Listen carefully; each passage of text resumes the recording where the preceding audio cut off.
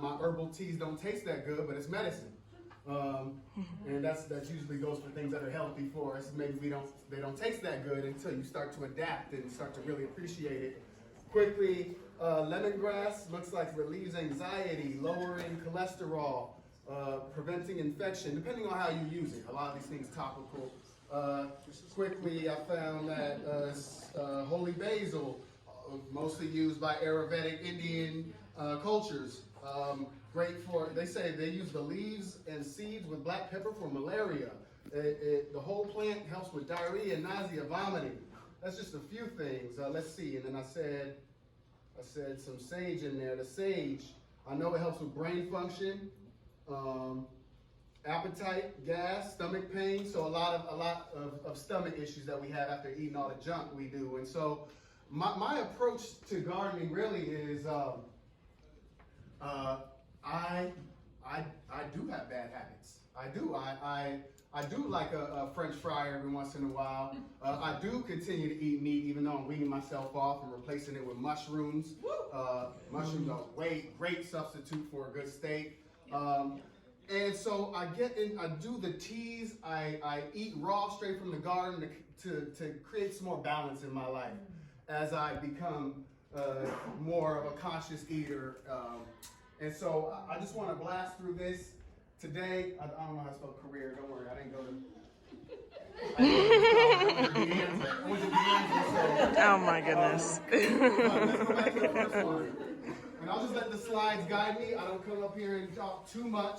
I usually stay my butt in the garden, where I find the tenets that I teach are typically, I garden for spiritual, mental, physical, and emotional health.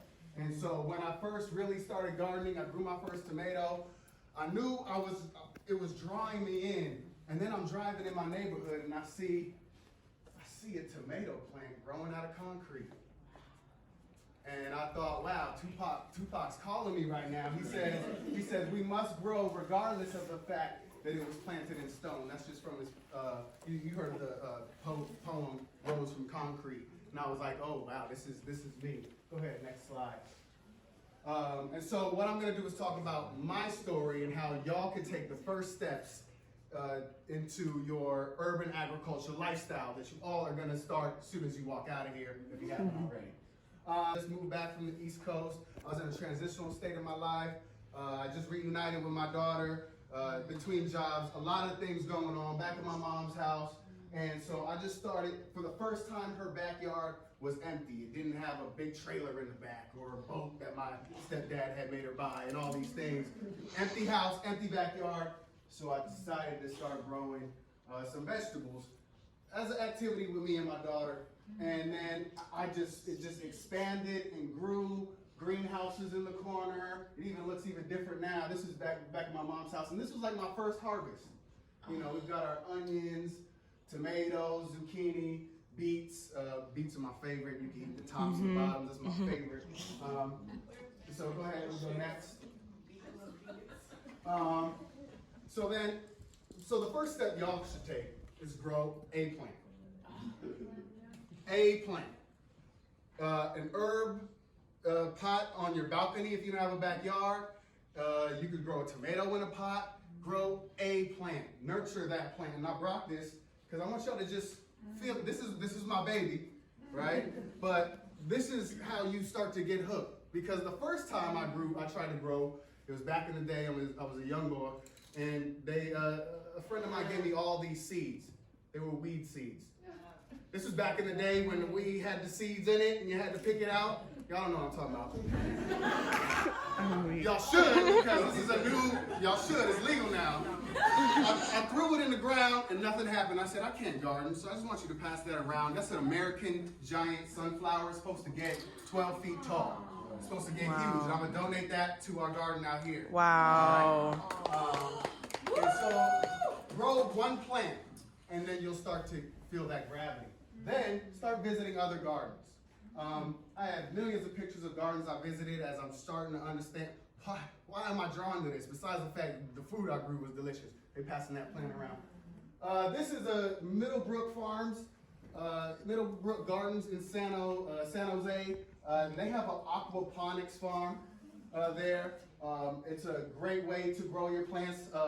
You know about it. The fish poop is pumped, so that dirty water is pumped into another tank where plants are feeding off of that fish fertilizer, cleaning that water, and then that water is then pushed back into the tank where the fish need clean water. It's a full cycle, all right? And so now your plants are getting natural fertilizer. You're not using synthetic fertilizers. And you could go visit there in Middlebrook Farms. And so I visited farms all the way up Pescadero, San Francisco, talking to people. And when you do talk to people, the gardening community, the agricultural community is the most inviting community ever.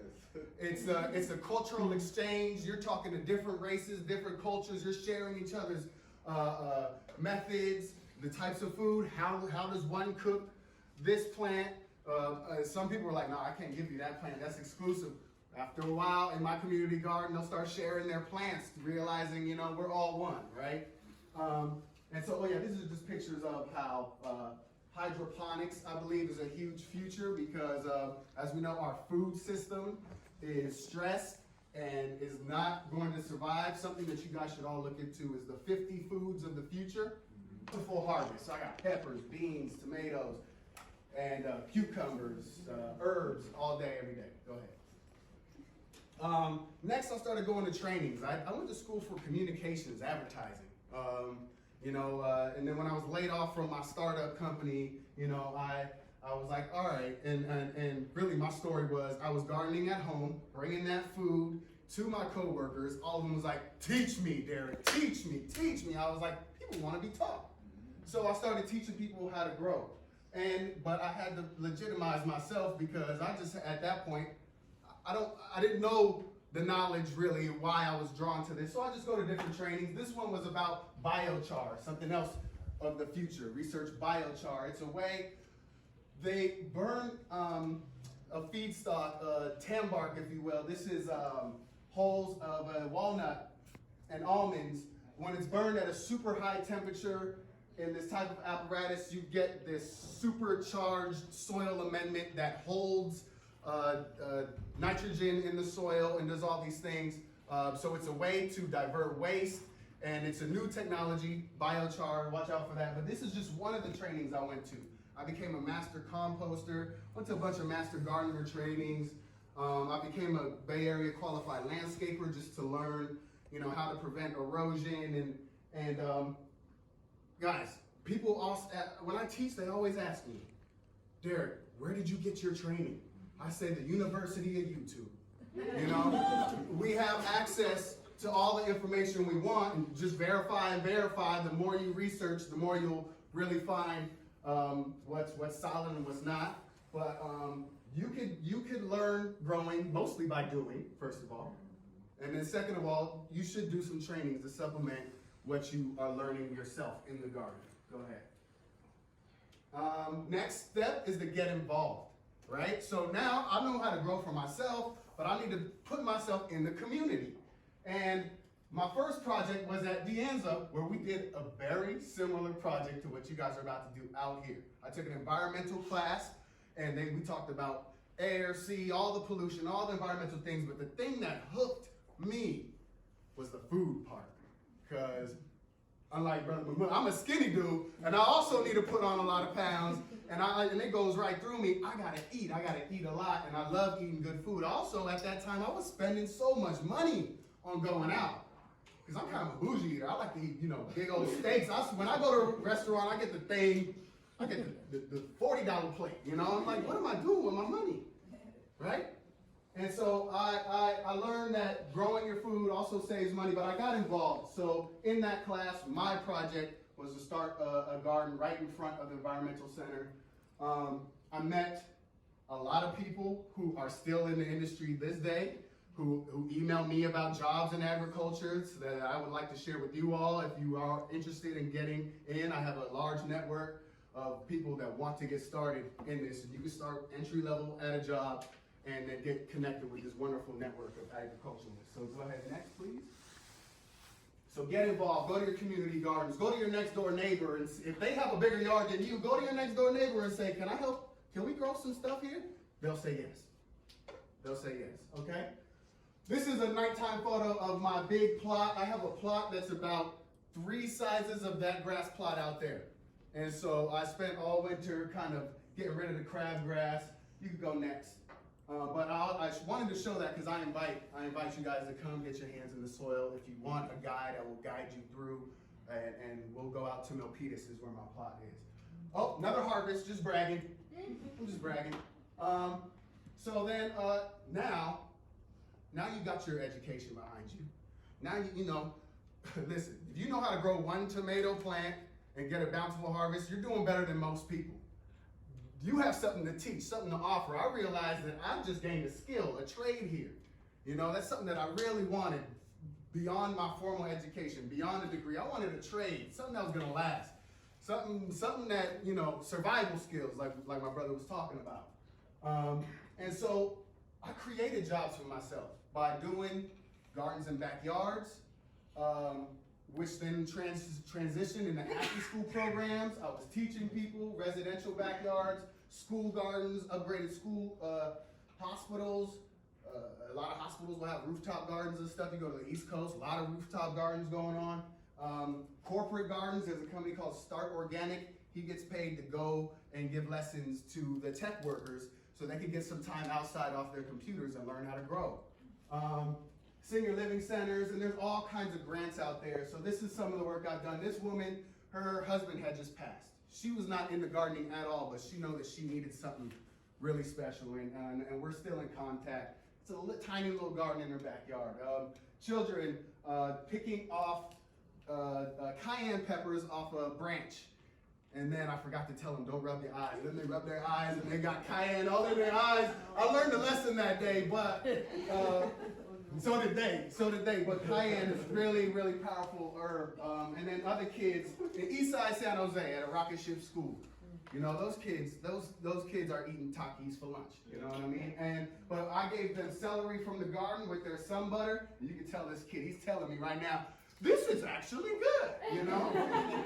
And it warms my heart every time. And so, you know, I like working with kids because it's the kids that will teach the parents and demand better things from their parents. We just need to make sure that their parents are able to provide access to that food, all right? Go ahead, next. You might get lucky. I found some residences in Fremont Foothills. Whole bunch of land, all this land, and we created a huge garden for him. You never know what backyard, where you can go with this type of industry. Okay, go ahead next. Right? All right. I really enjoy making soil. So, what else? I think that was it. Is there one more? Oh yes, don't get left behind in the industry, guys. The cannabis industry is here, and we're getting left behind. Really, we've been jailed for this stuff for so long. Now that it's legal, you know, there's only a few people that are monopolizing this industry. All right, we're still trying to get our records expunged for being jailed over this stuff, but we're not growing it. Man, I wish when I got the bag of seeds, I didn't just throw it away, right? But this is a gold mine, guys. This is the CBD. It's not just for getting high, all right? Science, they're finding the science of this stuff currently. We need to get in on the ground floor, all right? Vermiculture, that's producing worms. As a master composter, I speak to people about creating worms. There was a guy in San Jose. He was the only worm grower, worm farmer in San Jose. I spoke to him before he passed away, and he said, you know, he was netting 6 figures a month by growing worms in his garage.